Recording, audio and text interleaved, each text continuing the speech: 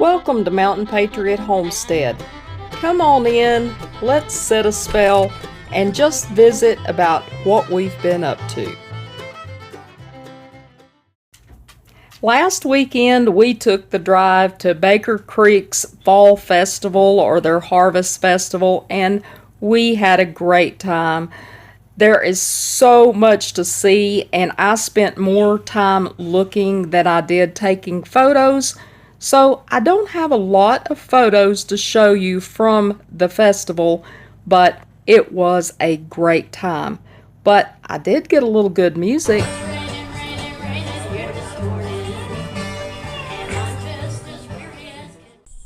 And last weekend, part of our trip to Baker Creek involved a visit from some very special folks.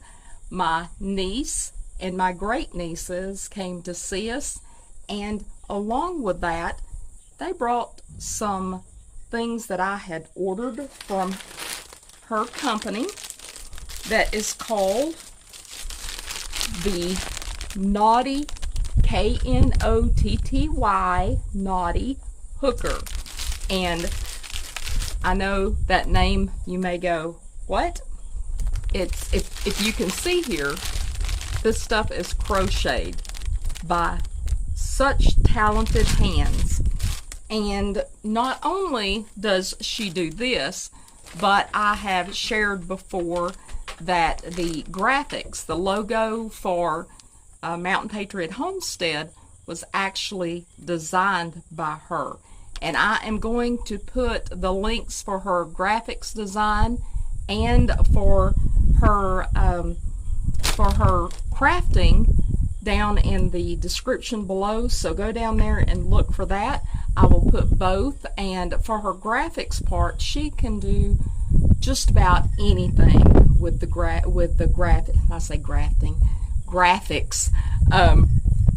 If you want Christmas cards, if you need invitations, if you need a logo for a company, her graphics design is superb. She does a great job.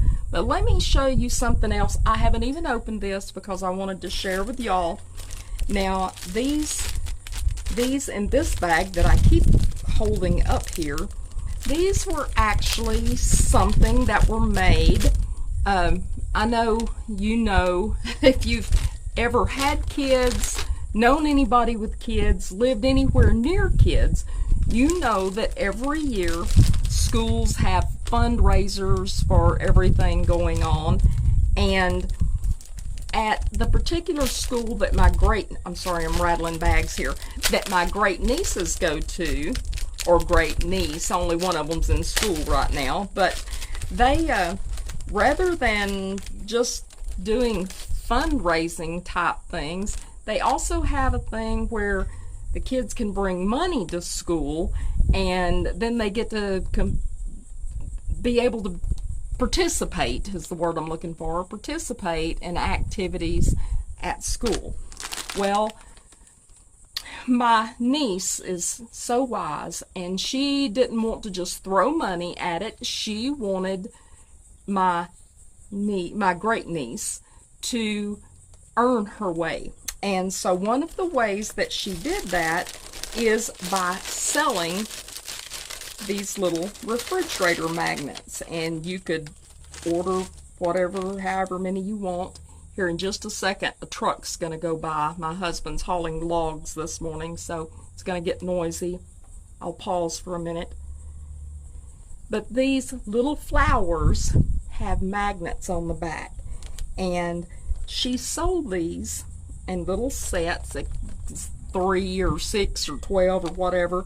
Well, I'm always hanging things on the refrigerator, so I ordered a whole bag of them because I just thought they were the cutest. And you could order whatever colors you wanted, and she sold these, and that's what my great niece used to take to school to pay for their little activities at school. So I thought that was a wonderful idea because, yeah, you could just send kids to school with money, but if they're having to earn it, it makes it so much more meaningful. if you had to pay for your first car, you understand that. So anyway, the Naughty Hooker. Now, I had also gotten something else ordered from her. She will put things on her Facebook site for the Naughty Hooker. That is, it can be various different things, but anything kitchen related, you know, I love kitchen stuff, and anything kitchen related always catches my attention, and if it's patriotic, even more so. But she had put on there that she was making kitchen sets, you know, the hot pads and the crocheted trivets and all different types of things that she can make, and she was putting on there if anybody wanted any. Well, I got to thinking, I know this is going to be time consuming, but I know this girl can do this. And so I asked her to make me a patriotic set of all these things. And again, I have not even opened the package. This is the back of the package. And wow, I mean, this, I want to call her child, but she is no child. She's a grown woman, but in my heart, she's always going to be, she's like one of my youngins. She's always going to be a child. But look at the talent here. Just look at the talent. I mean, that is a double crochet, guys. That is, I can't do this. I mean, I don't have that kind of talent. But I'm just going to pull, it just keeps going and going. There's just more and more. Let me just show you. I mean, look at this. And these are handmade, guys. And just, if you are interested in stuff like this, contact her. Like I said, I'll put a link down below. Contact her. I'm going to pause here in just a second. Let the truck go by.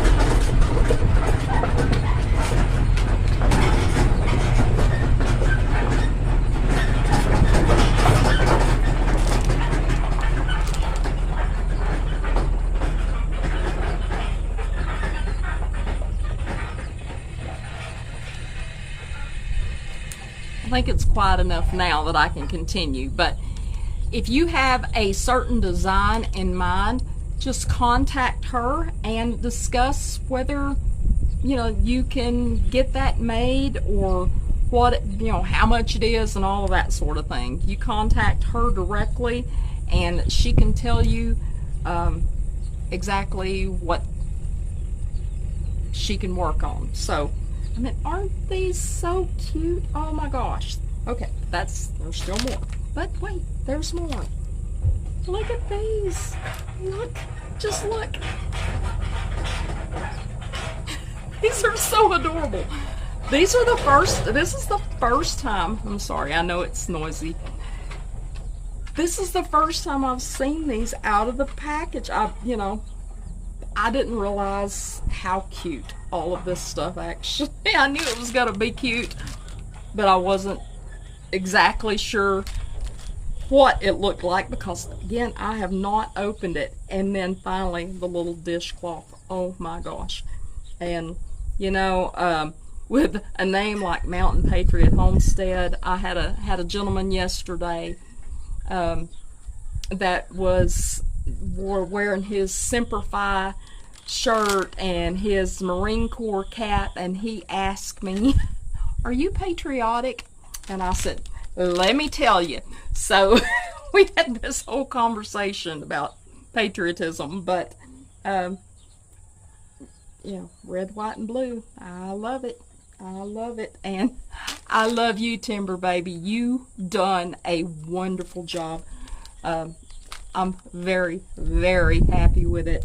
And again, if you are interested, go down into the description box below and look for the links to her Facebook page, and it will tell you about her graphics design, and you can also contact her about her handmade craft products. So I love you, sweetie. Thank you. So I thought I'd take you on a stroll out here just to check on the persimmons to see if they're getting ripe. Good morning, babies. Ducks just hanging out here at the pond. As you can see, wow, what a beautiful day.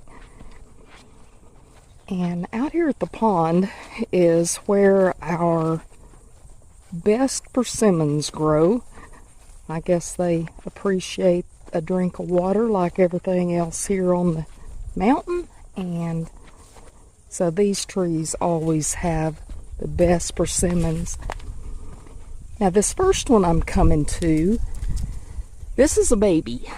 This one is just a few years old, and it sprang up from the seeds of the parent right there. You can see how big those are. There's one, and there's the other one. Now it never has persimmons on it, but it is a persimmon tree, but it does bloom, so I think that it helps propagate all the persimmons that are on these trees. Now normally I like to wait until there is a good frost before I start picking persimmons, but this year our cool weather seems to be hanging back a little bit, and so what I have to do is just come out here and just kind of feel on them, because see, that one just, don't think you can see it, but this one just came off right in my hand, and this is a wild persimmon. And I am going to tell you right now, this is my favorite fruit. I love bananas. Apples are good. Not a big citrus fan, but persimmons are my absolute favorite fruit. And I also love dates, but we don't grow any dates around here, but I do love persimmons. Now, I see, here's another one, just came off right in my hand. Now, I'll tell you, if you pick a persimmon before it is ripe and you try to eat it, see, that one's not just coming right off in my hand. I'm not trying to pick a bunch today, folks. I'm just kind of showing you what I've got out here. But if you try to eat a persimmon before it's good ripe, that one's almost, there we go. If you try to eat a persimmon before it's good ripe, the tannins in that booger will lock your jaws. If you've ever eaten a persimmon and said, oh no, that's horrible, that's probably what's happened, is you've picked one that is not ripe. And they'll start getting, the more ripe they get, the more puckered they get, which I don't mind at all. These, to me, just taste like eating pure sugar. They are so sweet. And it's like, well, see, that one just came off right in my hand. So these are ripe. See, like that one's still a little hard. That one fell off right in my hand. If they're just falling off in my hand, I know they're ripe. And again, I'm not trying to pick a bunch today to do any cooking or preserving or anything like that with. Just wanted to bring you out here and just kind of show you what was going on with these trees. Beautiful, beautiful, aren't they? Almost like decorations. And I never get all of the persimmons off of these trees. A lot of them will fall naturally, and when they do, that's perfectly fine, because every critter up here on the hill loves these things, and I don't blame them at all. Even if they fall into the water, sometimes I'll see the fish getting them. So yeah, I think think everything likes them. See, there's a lot of them that are not ready yet. Let me show, I don't know if you can see up in there how thick.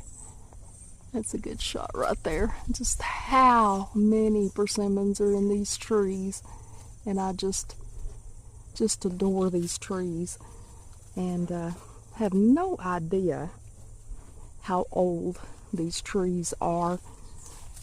They've been here since we've been here, and they were already old and producing then. Look, the dogs are even sniffing around. They even like them. So the goats like them. I'll see the chickens out here jumping up, trying to get ripe ones out of the trees. They just really like them. So that's just a look at our persimmons. And as they start getting more ripe, I'll pick some and maybe we'll make a recipe out of them. What do y'all think?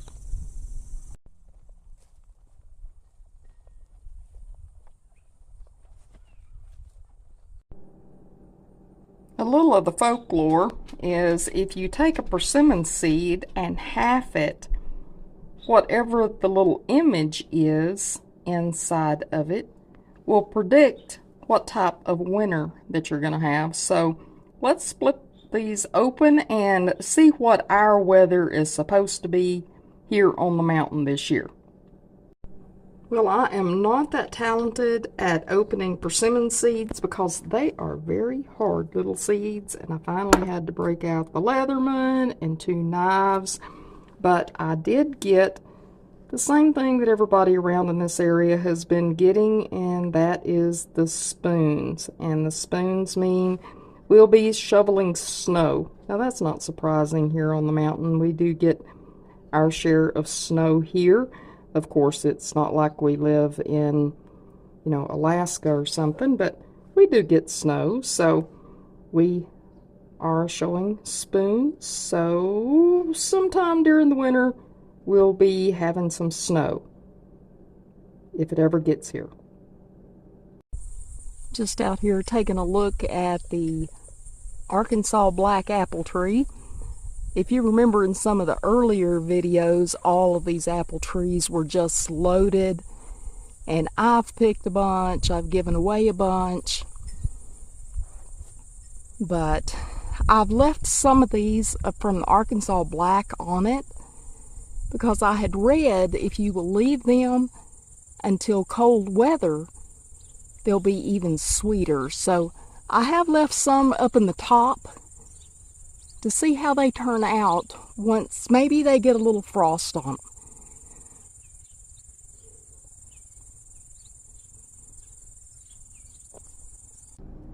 So after our visit to the apple tree, I started wanting something warm and cozy that came from those apple trees, and I'm going to be making an apple butter pie, and I'm going to be using some of our homemade apple butter that, yes, came from those apples right off of the trees out there.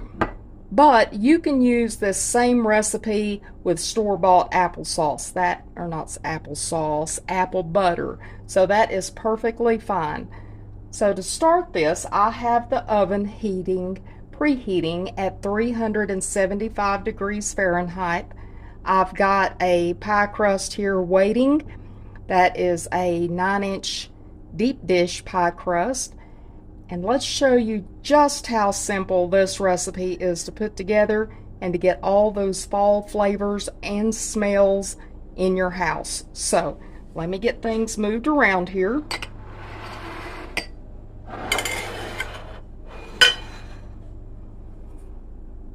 The very first ingredient is going to be a cup of apple butter. And like I said, this is homemade. There goes the oven. So that was 375 degrees Fahrenheit. So I'm just starting out with this 1 cup of apple butter. Again, store-bought is perfectly fine, and even though I said apple sauce a while ago, this is apple butter. So it already has all those wonderful, I'm clanging, sorry. It already has all those wonderful smells that smell like fall in here in it anyway, but we're going to add to that. So just that right into our mixing bowl. And the next ingredient is 3/4 cups of just white granulated sugar, 2 eggs, and I'm just going to use this same spoon that I had a while ago to just kind of break them up a little bit, maybe. But, you know, pardon the apple butter that's already on them, but since that's one of the ingredients, that's perfectly okay. So I'm just beating them up just a little bit before I add them in there. Now, here are some of our other ingredients. I've got 2 tablespoons of just white all-purpose flour. I've got 1 tablespoon of cinnamon.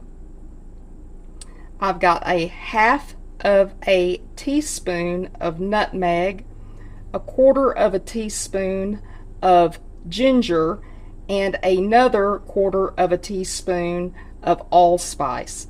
And if you don't like allspice, you don't have to put that in there, but I love allspice, so I'm just dumping that off in there. And the very last ingredient, 2 teaspoons of just vanilla. Okay. Move that out of the way.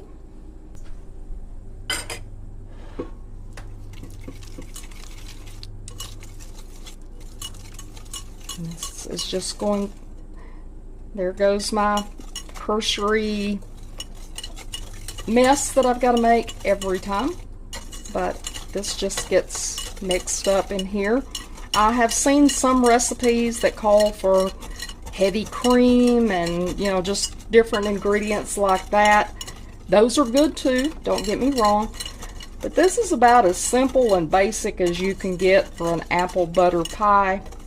Again, pretty much is the apple butter, sugar, some eggs, and then the dry ingredients that go along with it, and a little touch of vanilla. And just make sure that is mixed up well. You don't want scrambled eggs in your pies, or I don't want the only way I want a scrambled egg in a pie is if it's a quiche. So, alright, now I'm gonna pull, see, there's where my cinnamon went a while ago. That's not rust on there, that's the cinnamon I had to share. So here we go. That just gets poured right off in there. Okay, boy, that smells good. Break the rest of it off in there. And there we go. Now this is going to go in, see, I've done made another mess right there. This is going to go into that 375-degree oven for between 45-55 minutes. I want the center of it set, and then it gets cooled, and then it has to be refrigerated for 2 hours before we get to try it. But first step, get it in the oven, get it cooking, because I want it about the consistency of a pumpkin pie when it's done. So I've got to get it in there 45-55 minutes, and then we'll take a look at it.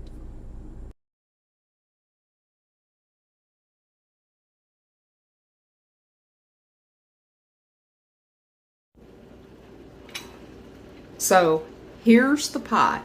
Now it had to cook for 45 minutes, then I had to let it cool, and I had to wait for it to cool for 2 hours in the refrigerator. So after all that waiting, I am ready to give this a try. Now you will see this pie doesn't rise real high. It's not like it's going to puff up and be some grand looking thing. You could put whipped cream on it, You could serve it with ice cream, but I just want to taste how it is just with the ingredients that you saw me put in there. So let's give it a try.